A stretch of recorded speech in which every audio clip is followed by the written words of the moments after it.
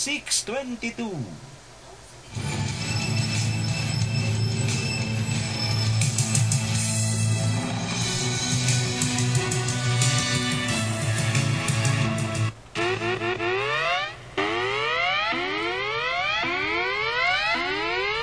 Report muna ng Radyo Patrol. May report si Robert Mano kaugnay nitong 3 karnaper na inaresto. Robert, please come in. Umabot sa 15 mga nakaw na motorsiklo ang na-recover ng San Jose del Monte, Bulacan PNP matapos namang maaresto ang 3 inihinalang karnaper sa Santa Maria, Bulacan. Ayon kay Superintendent Joel Esparis, hepe ng San Jose del Monte, Bulacan PNP, na-recover ang 15 nakaw na mga motorsiklo makaraang ituro mismo ng mga sospek kung kanino nila ibinenta ang mga tinangay nilang motorsiklo na matatagpuan sa ilang mga barangay sa San Jose del Monte, Bulacan. Ilan sa mga ito ang napawi pa ng buo habang ang ilan ay na-chop-chop na at wala ng plate number at engine machine. Ito ang Radyo Patrol, Robert Mano, ABS-CBN, DZMM. Basta't may nangyari, nakareport agad sa DZMM. Radyo Patrol sa Instrumento. Bubuhan ang pagsisiyasat sa pagkalap ng ebidensya. Soko sa DZMM. Uy, Thunderbird, tama-tama. Umpisa na kaagad natin, ano? Kasi ito hindi pangkaraniwan yung pangyayari. Itong parang kung pangkaraniwan kang dirty money. Kung pangkaraniwan kang magbabasa ng istorya, hindi mo kaagad maintindihan ito. Sapagkat ngayon lang nangyari ito. Nagnakaw. Ako sisain natin. Nagnakaw, siyempre pagka nagnakaw ka, dapat nga nagtatago ka eh. At yung ninakaw mo, tinatago mo. Aba, ito sinuli.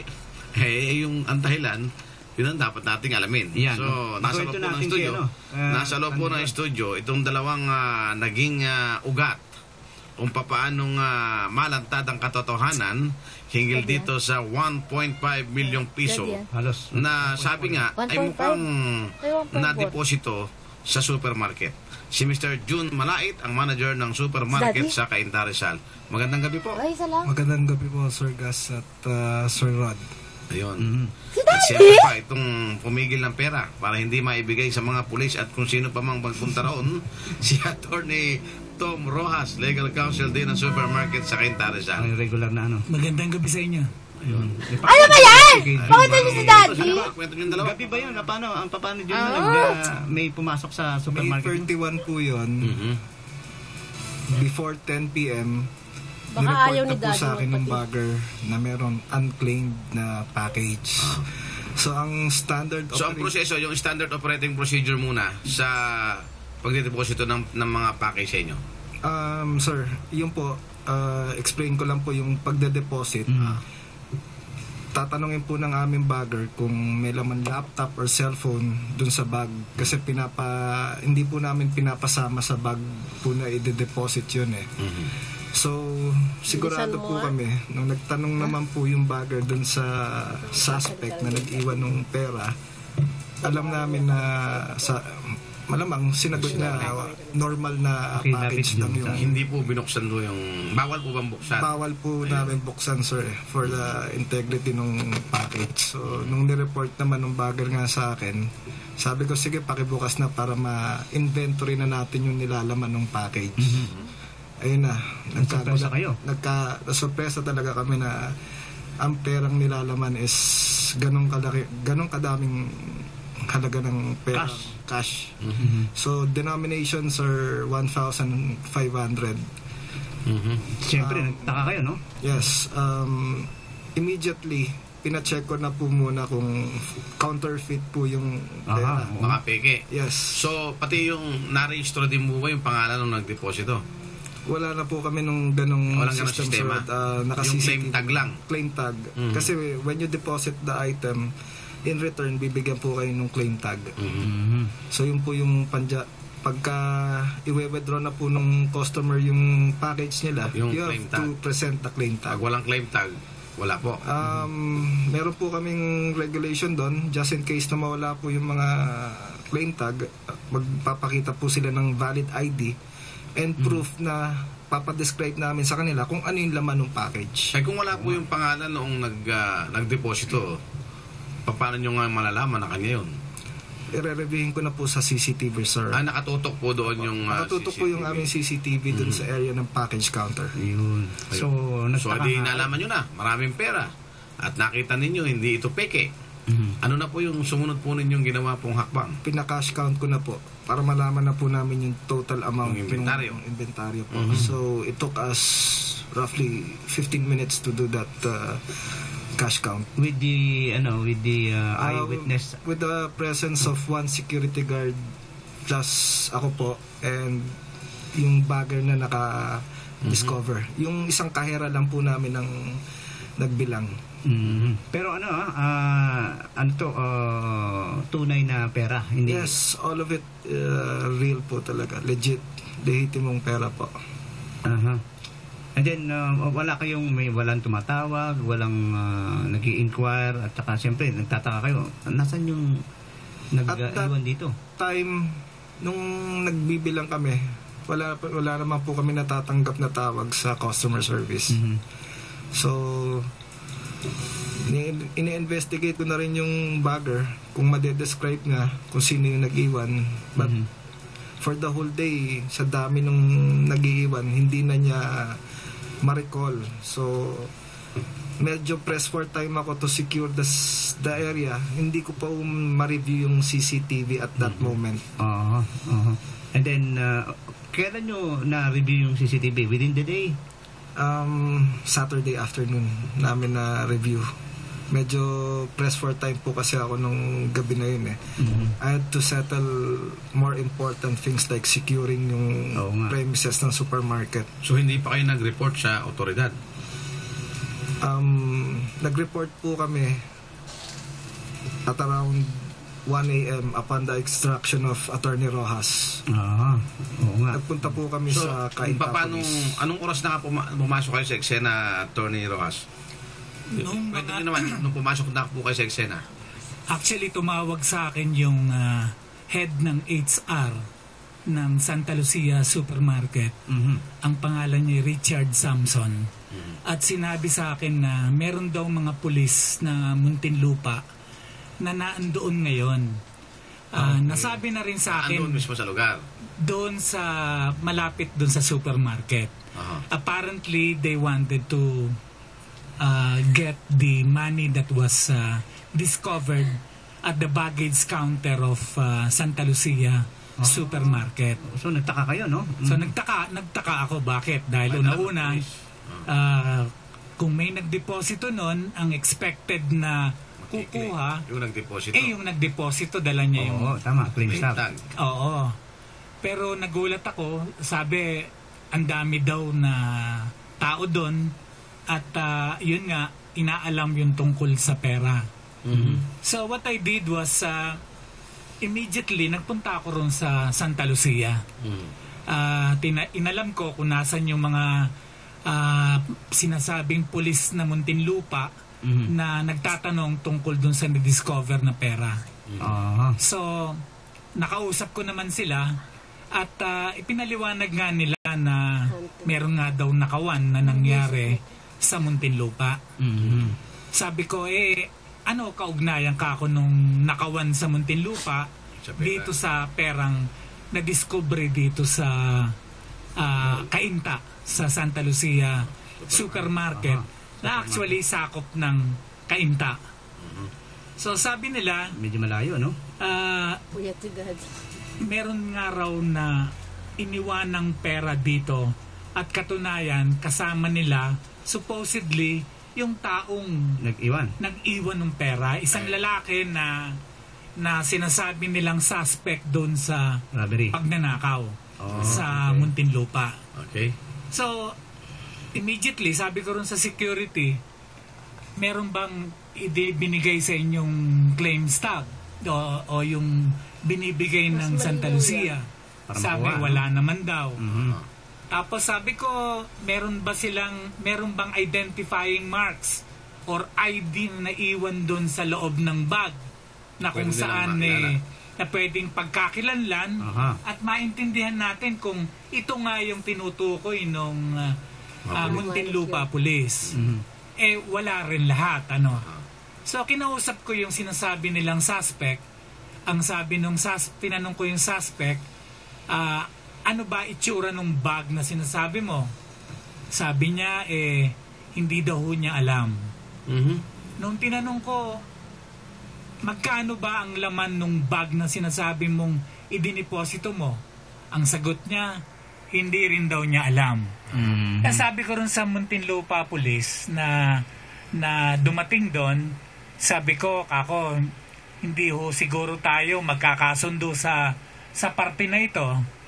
Hindi ho namin pwedeng maibigay sa inyo yung pera kasi hindi nagtutugma yung mga sinasabi nitong suspect na dala nyo at saka walang pagkakakilanlan doon sa bag na nakita.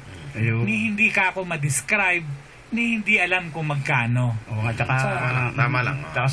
Sa procedural matter dyan, siyempre, hindi basta-basta rin iano. Tsaka hindi naman nila pwedeng ibigay yun dahil responsibilidad, obligasyon po ninyo yun sa isang customer na nagdeposito niyan. Sinabi ko sa kanila, sana maintindihan nyo na ang Santa Lucia Supermarket ay hindi interesado rito sa pera na ito. Sabi ko, don't get me wrong, wala kaming interest dito kung kaya't ayaw naming ibigay sa inyo. Ang aming posisyon lamang, kailangan naming isoli ito doon sa nagmamay-aring tunay nitong pera. Sa ngayon kasi sabi ko, wala kayong may pakitang pruweba na ito nga yung tinutukoy niyong pera na parte nung ninakaw sa Muntinlupa. Miski itong suspect na sinasabi nyo na nagdeposito ng pera, hindi niya ma-describe kung ano itsura ng bag at kung magkano ang pera. Sabi ko, kung talagang magpipilit kayo, kumuha na lang kayo ng court order. And we will gladly oblige. Isosoli namin kagad, hindi kayo mahihirapan. At labas na kayo sa obligasyon at responsibilidad. So, alamin natin, pagkatapos po ng mga kwentong ito, ano na yung sumunod na pangyayari? Abangan po natin. Abangan natin yung susunod na kabanata. Pero meron yata tayong commercial kasi dyan dito. Kailangan may pambonus ka. Yun. Kwento ng pulis para mapag-ugnay-ugnay natin. Yung nadinig po natin kanina yung mga panimulang kwento ni Mr. June Malait, ito pong manager, at si Attorney Tom Rojas, ang legal counsel nitong supermarket dyan sa Cainta Rizal. Ano naman yung version ng pulis? Kakausapin natin, tawagan lang natin. Pero siguro gusto kong tanong muna si June. June, siyempre, at the outset, talagang gusto nilang magkaroon ng linaw talaga, wala silang interest doon sa perang nakita. June? Yes. Oo. Kasi, yun naman po ang burden namin pamula nung na-discover namin yung pera, paano natin isasoli doon sa rightful owner. At sino ang maaring mag-determine kung sino nga yung nagme-may-ari po. So, ayun na nga, marami kaming question which is panayang tanong namin kay Attorney Rojas kung paano nga namin malalaman. So kaya sa pangyayaring yon, ang sumunod ng pangyayari ay yung CCTV na? Yes. The day after, Saturday, pinareview ko muna dun sa isa kong staff and nakita namin 3:15 p.m. Friday, merong female na nag-deposit dun sa package counter namin. Yun ang ano dyan. Ito nga, nasa line 4 si Major Conrado Bunyi, ang Chief ng Police Community Relations ng Muntinlupa City Police. Major, magandang hapon. Cellphone ni Mami. Hello, Major. Magandang gabi po. Cellphone ni Mami? Yes sir, magandang hapon po sir. Opo, Major, ano ba parang tunay na nangyari from the start? May robbery na nangyari doon sa may isang subdivision po dyan sa Muntinlupa. Merong robbery na na-discover sa bali sa Hillsboro noong May 26, 2013 na ang may-ari ng bahay si Mr. Ricardo Nolasco. Talagang merong nangyaring robbery. Discovery. Hello? Sige po, tuloy-tuloy lang po kayo magkwento. Na-report sa amin yan noong May 26 din. Siyempre, nag-conduct kami na investigation until na coordination namin sa may-ari.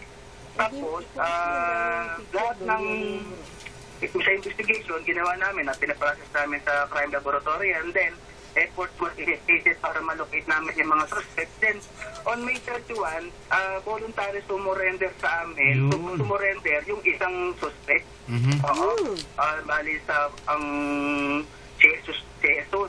Then, tinurn over sa amin yan. Then, on that hapon, in-inquest namin siya sa prosecutor's office. Dinimanda namin siya ng robbery. Meron din naman siyang marami rin na i-surrender na mga loot items.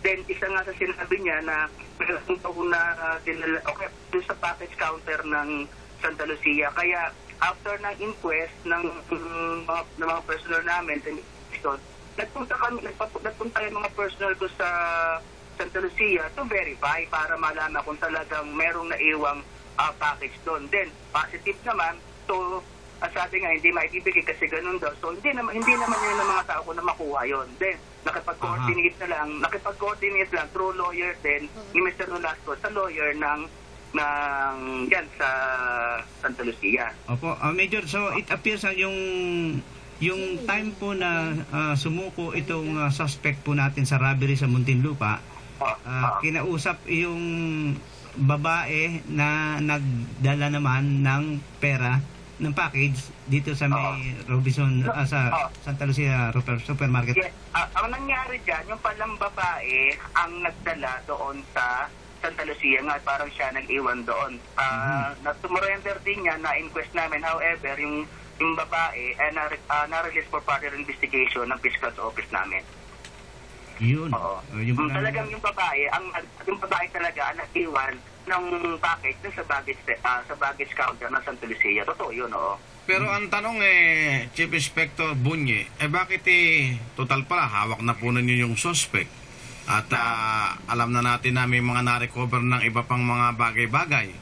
Bakit kinakailangan pang impera i-surrender doon sa isang supermarket kaysa direksyon ng himpo sa pulis? Hindi sinurrender. Ano pa paano sinabing sinurrender? Doon po i-deposito yung pera sa halip pong dali na lang po sa pulis. Hindi, kasi unang namin, yung lalaki ang nag-ano do, kaya kung pinapunta ko on that time, pinapunta namin. Kasi nga na, diba, hindi naman kami nakipag-ano doon na maibigay na sa amin yung sinasabi na doon. Kaya ang nangyari nga dyan, nagpa-verify na lang kami kung na-blatter din sa kaintay talagang pangyayari. Then, hindi na kami nakipag-anuan sa mall na ibigay sa amin. Until nga na nakipag-coordinate na lang kami sa ni Mr. Nolasco na gano'n ang pangyayari. So, from yung lawyer niya, tsaka yung lawyer niya, ay nag-usap. Iyon. So, malinaw din pala din na Major doon sa pangyayari at eventually sumuko rin yung pareho sila. Babae po. And then, siya yung inamin niya, siya yung nagdala sa may supermarket ng package. Yung babae. Oo, babae. Iyon. So, ngayon po, anong kaso po ang inunod sa dalawa po? Dalawa, oo. Pero yung babae, kaso nga, na-release ka for further investigation ng Fiscal's Office. Iyon. At yung na-recover po ba yung yung lahat ng mga sa total number may kulang pa rin na nawawala sa lahat ng part na nalot na pera. Hindi lahat na-recover pa. Pero nakapag-file na kami ng kaso doon sa lalaki. Hindi nga ang pumasok pa nga ng kaso doon sa lalaki na si robbery, carnapping, tsaka theft. Yun ang pumasok sa kaso niya sa Fiscal's Office. Iyon. So, kasi sakyan na sa street nila, diba? Kaya kung pinasok din yung kasong carnapping. Yun. May tinangiman pa lang sa sakyan. Maraming salamat, Major Bunyi. Thank you very much. Maraming salamat. Ayun. Yun, Natagan Road. At least, malinaw na. Pakipindot mo. Ayun. Isa. Ayan. Nagkaroon ng talagang coordination na after that nga, they work it out dito sa Santa Lucia Supermarket through Attorney Rojas. So, sa kwento nila, sa kwento nga po nila, lumilitaw na wala namang motibong masama.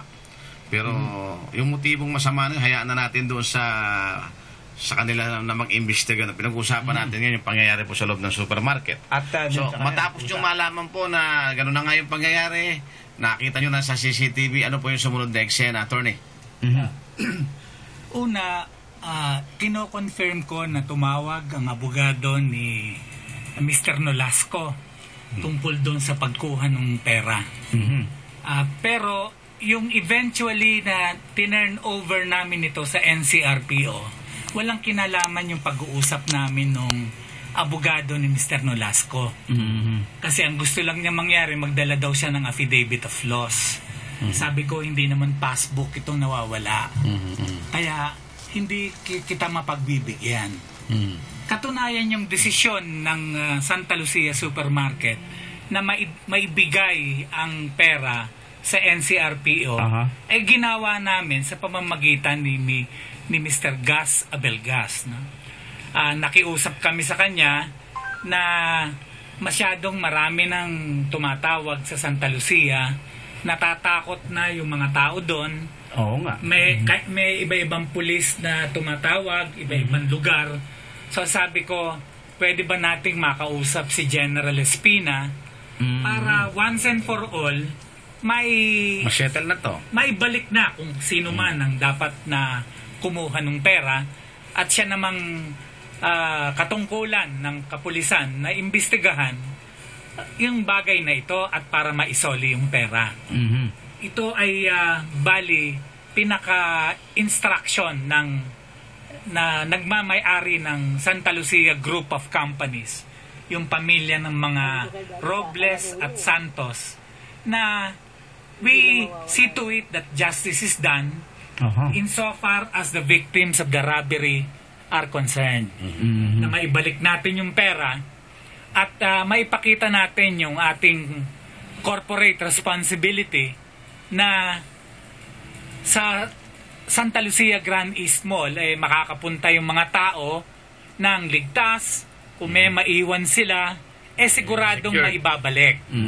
Dahil ito'y responsibility ng kumpanya at personal commitment ng mga Robles at Santos na i-instill sa mga empleyado niya yung values ng discipline at honesty na napaka-importante. Lalo pa yan, no? Kung napansin nyo naman, almost 1.5 million ang napulot. Pero never na inisip ni Mr. June Malait at yung bagger at yung iba pa na witness doon sa pagbibilang na kuhanin yung pera. Kung mag-isip ng masama itong dalawang ito, kaya nga, hindi na makakarating. Kahit ano pa yung hanapin ng pulis, hindi lalagyan, hindi na makikita pa ng mga pulis. Immediately ang reaction nila is to report to management. Dahil walang interes kahit sino man sa kumpanya, sa Santa Lucia Group of Companies at sa mga empleyado niya ro sa supermarket na pag-interesan yung pera. Ang habol lang namin is maibalik sa totoong may-ari yung pera na nadiskubre sa supermarket. So ito'y nasa poder na po ng NCRPO ngayon? Oho. Sa tulong ni Mr. Gas Abelgas, nagkaroon kami ng komunikasyon kay General Espina para, sabi ko nga, once and for all, i-determine na ng kapulisan itong pagmamay-ari ng pera. At kung ito man ay kasama sa nakawan sa Muntinlupa, then so be it. Ang importante sa amin is nilabas namin yung pera, sinorender namin sa kapulisan para ma-determine, mabigyan ng hustisya kung sino man yung ninakawan. Ayun. So bilang isang abogado, hindi po bilang legal counsel nitong supermarket sa Cainta Rizal, may tanong lang po ako. Halimbawa po na-cleared na yan po ay talagang galing doon sa ninakaw, doon sa sa biktimang si Mr. Velasco. At inamin naman ng biktima na yun naman ay kasama sa mga ninakaw. Kailangan pa po bang hintayin pang matapos at magkaroon ng hatol ang korte bago maibalik ito sa may-ari, o pwede na ibalik agad?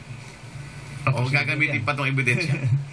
Katunayan ho, kung hindi ako nagkakamali, kasi hindi naman ako present at the time ng formal turnover, si Mr. June Malait ang makakapagsabi, parang naibigay na ho ata sa may-ari yung pera na sinasabing parte ng nakawan. Tinatanong ko yun dahil sa bilang bahagi ng proseso ng litigasyon ng kaso, kung kailangan talaga ibalik agad o gamiting ebidensya. Sa legal point sa legal point of view. Bale, nung June 11 po yun, Sir Ed, tinurn over po namin kay General Espina yung 1.4. Then, he took custody of the money for evidence purposes po muna. Then eventually, he turned over to Muntinlupa Police. Lahat naman po yun documented naman po May mga naka-receive naman po dun sa mga documents po. Bilang abogado, dahil tinatanong mo ko kung anong opinion ko tungkol doon, at that time na tinurn over, wala ako. So, apparently, binigay ni General Espina doon kay Mr. Nolasco na yung pera.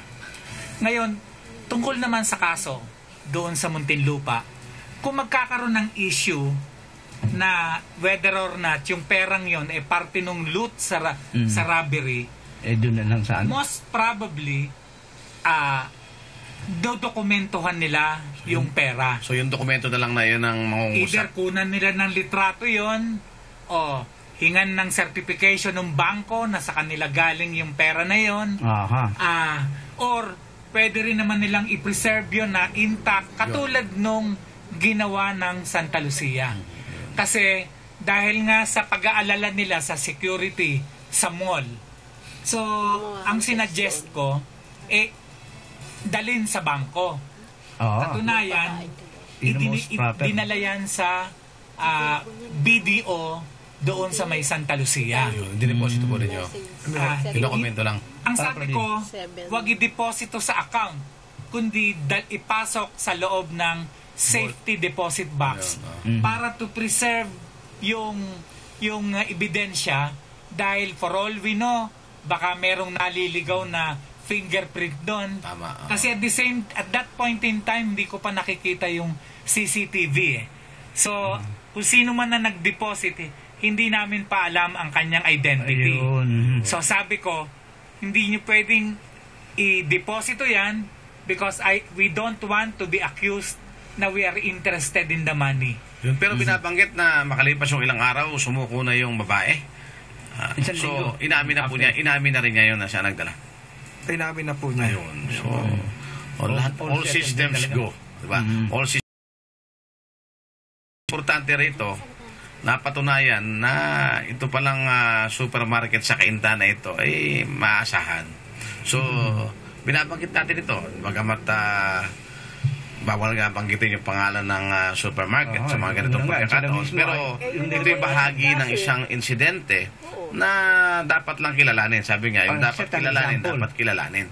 So, ito isang magandang halimbawa na dapat pamarisan ng iba pang mga supermarket o anumang uri ng establishmento, hindi lamang dito sa Metro Manila, kundi sa buong Kapuluan. Ang maging tapat sa customer at maging prioridad yung kapakanan ng kanilang pinaglilingkurang mga customer. Sapagkat yan cash money yan malaki ang ano yan parang tukso yan. So, kay malaki, kay maliit. Ang mensahe nito, sa panahon na ito, ang mga Pilipino hindi pa rin nasisilaw sa kislap ng salapi, basta yung nakasalalay dangal at karangalan. Ayun. So, bigyan natin ang pagkakataon, siyempre, si Ginoong June Malait na isa sa mga naging ugat kung paanong ma-preserve itong perang ito at maibalik sa tamang taong pinagkunan ito.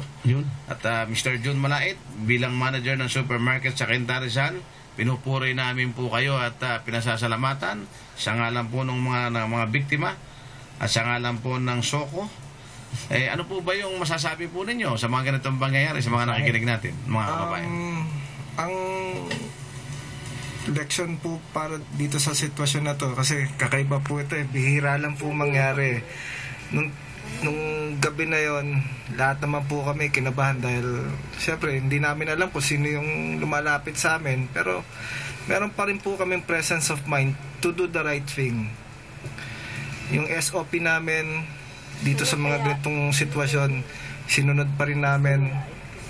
Tumawag po ako sa mga superiors ko, they gave the advice. So nandun pa rin yung proper communication and the response para ma-resolve namin. So, lahat po kami nagtulungan naman eventually para maayos namin tong na-recover na pera po. Pero ito po it took time din, days na parang kayo hindi mapakali kung paano ito na totoo po yan. Parang anytime maaaring may mag-inquire, maaaring merong hindi yung mga pangyayari na basta-basta na may... Sabi nga mas mainam yung malinis ang konsensya. Kami naman po, hindi naman po kami umiwas nung time na may mga police officer na nagpupunta. And in fact, kinakausap po namin sila.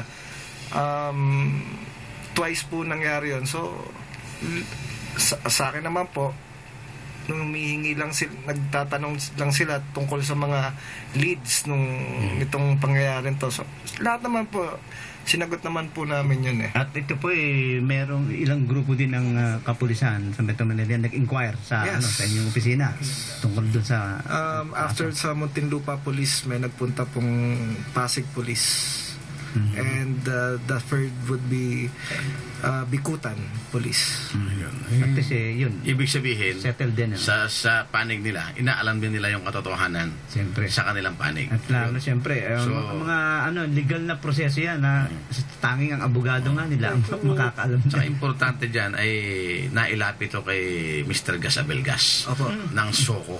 Kaya mabilis na nagkaroon. Ebidensya kasi yun, tandem road So siyempre pa, maraming salamat kay Mr. June Malait. At siyempre pa, yung abogadong talagang nag-abogado. At binigay yung tamang proseso ng batas.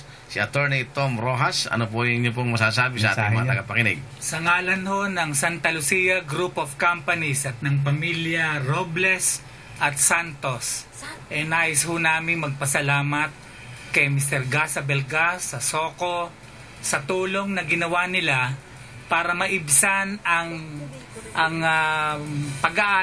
pag-aagam-agam ng mga empleyado at may-ari ng Santa Lucia Supermarket. Dahil sa tulong nyo, naipakita namin ng Santa Lucia Group of Companies na ready kami na magserbisyo sa publiko, na kung anuman ang makita sa aming pasilidad siguradong maibabalik at maibabalik ng Santa Lucia.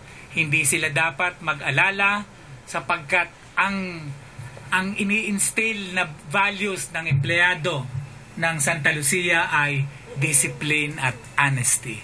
Honesty is the best policy. Si Attorney Tom Rojas, Legal Counsel ng Santa Lucia, at si Mr. June Malait, ang manager ng nasabing supermarket dyan po sa Cainta Rizal. Si Paterno, kasama ko sa Soko. Congratulations daw. Yan ang kwento ng 1.5 milyong piso na sa supermarket idiniposito. Literal, darang dirty money. Ayun. Part of the loot.